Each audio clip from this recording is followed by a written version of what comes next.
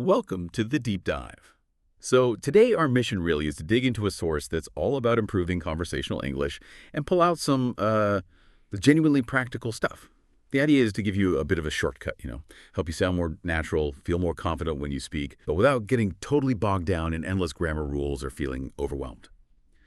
Okay, so the source we're diving into today, it's excerpts from something called the English Learning Podcast, and the specific title is Everyday English Phrases for Better Conversations.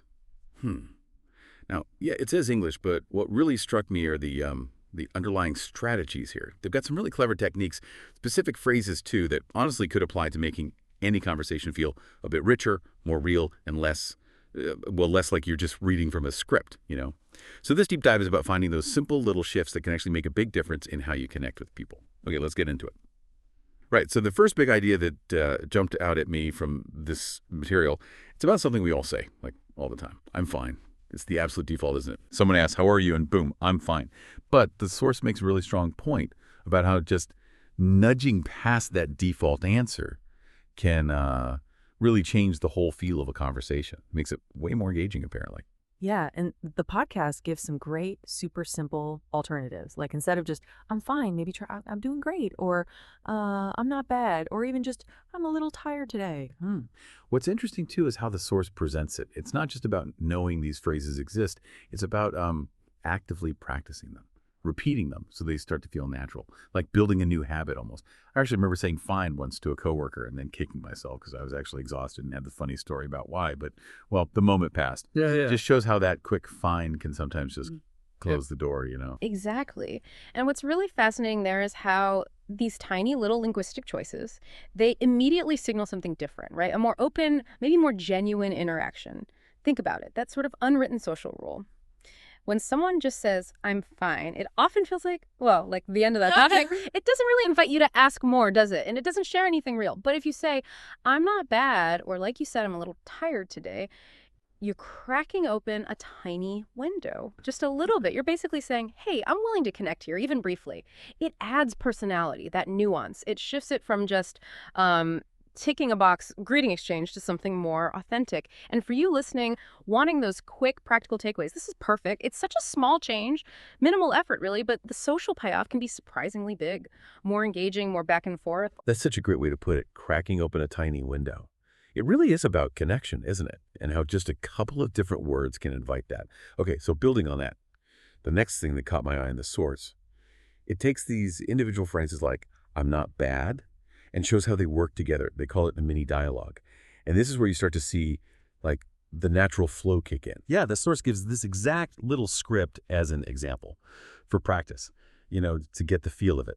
Person A goes, hi, how are you? Person B, I'm not bad. How about you? Then A again. I'm doing great. Thanks for asking. And a podcast host point out, look, this is very natural and simple. And yeah, you can totally hear it. It just flows so much better than if they both just said fine and then like awkward silence, right? It's short, it's polite, there's a little bit of back and forth. Feels like a real micro conversation, not just data transfer. It's a really smart, practical way to show how those different greetings aren't just isolated. Things are actually building blocks. Right. And if we zoom out a bit, connect this to the bigger picture, what that mini dialogue really highlights is just how important it is to learn language in these functional chunks, these little bits that you can use straight away in real situations. I mean, think about it. When we speak naturally, our brains aren't usually grabbing one word, then the next word, then figuring out grammar, not consciously anyway. We tend to work with these bigger units, right? Phrases, or even these whole little exchanges, they carry the meaning together. So practicing a full short interaction like that dialogue, it's way more effective than just memorizing single words off a list because you're training your brain for the actual rhythm, the give and take, the social cues of a real conversation. You're basically internalizing a ready-made interaction package, which is much more useful for fluency than just having a huge list of vocabulary you don't quite know how to string together smoothly. It's like developing muscle memory for conversation. Makes the whole thing less effortful in the moment. That's a fantastic analogy, muscle memory for conversation. It makes so much sense. It's like learning dance steps in sequence, not just isolated poses. And this idea, it leads perfectly into what the source calls its tip of the day, which I thought was, incredibly useful and something you could apply way beyond just language. The tip is basically this. Don't memorize long lists of words. Instead, learn short phrases you can use in real life. And they don't just toss this out there casually. It's presented as like a fundamental principle. For anyone learning a language, sure, but honestly, even just for improving how effectively you communicate day to day. It directly pushes back against that old school academic way of just drilling vocabulary lists, which, let's be honest, most of us remember from school, and it often felt like pulling teeth. This tip just reinforces everything we've been saying. It's about practical, immediate use, real-world stuff. So for anyone listening who wants those shortcuts to communicating better, this feels like a really key takeaway. Oh, absolutely. And it brings up a really interesting question, doesn't it? Why does our brain seem to prefer learning phrases this way? Well, fundamentally, it's about cognitive load. It's about making things easier for our brains, basically, and building automaticity. Yeah. Think about it.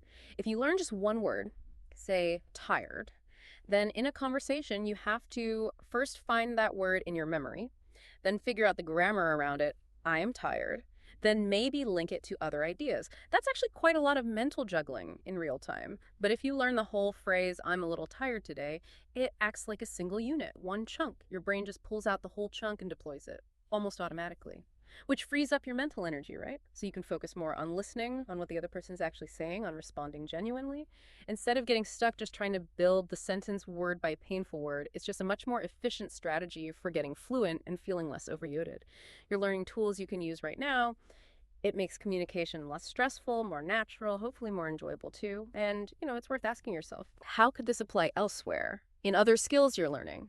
Are there other complex things where learning chunks or patterns rather than just isolated facts or movements could be way more effective? It's a powerful idea. That's a brilliant point, extending that phrases over lists idea to other kinds of learning. Wow, that really broadens the value of this deep dive beyond just English, doesn't it? It's about learning smarter, full stop. Okay, so to bring it all back home, back to taking action right now, the source finishes up with this direct challenge for the listener. And the challenge is wonderfully simple, but also quite powerful, I think. It's just, today when someone asks, how are you? Don't just say, fine. Try one of the new answers that we practiced. I mean, that's the real test, right? Putting it into practice immediately. Not waiting for tomorrow or for the perfect moment, but actually making that conscious choice to tweak a habit that's probably super ingrained for most of us. Doing it today. And that really is where the rubber meets the road, as they say. The source's final thought sums it up perfectly. Small practice every day leads to big progress. That really captures why this immediate challenge matters so much. Learning a language or improving any skill, really, it's not about these huge, dramatic efforts, is it? Or cramming last minute. It's built brick by brick through that consistent, small-scale practice. That's what builds momentum, builds confidence. So by taking that tiny step today, just choosing a different greeting, you're not just practicing a phrase. You're actively starting to rewire a conversational pattern. You're building a little bit of confidence, maybe reducing that hesitation you feel, and embedding a new, more engaging way of interacting. It's a tiny habit, but it can really ripple outwards, improving your communication and, frankly, maybe even making those little daily interactions a bit more enjoyable. Wow, this has been incredibly insightful. We've covered some really practical, but also quite profound ideas today, haven't we? So just to recap quickly, we talked about the power of moving past defaults, like I'm fine, using varied greetings to make things more personal, more engaging. Then we looked at how learning through mini dialogues, these functional chunks, helps build natural conversational flow and makes things easier in your brain. And maybe most importantly, that core strategy. Prioritize short, useful phrases you can actually use over just memorizing endless lists of words. A principle, as we discussed, that likely applies to learning almost anything. Hopefully, you feel like you've got some really practical tools now straight from this source material. Little shifts you can make to have more natural, more confident, and maybe just more satisfying conversations in English. It really is about those small, intentional changes. Absolutely. And maybe a final thought to leave you with. Thinking beyond just language again. What does this all mean for you? How could applying this phrases over lists, or maybe chunks over components principle, change how you tackle learning any new skill or habit in your life? Think about it.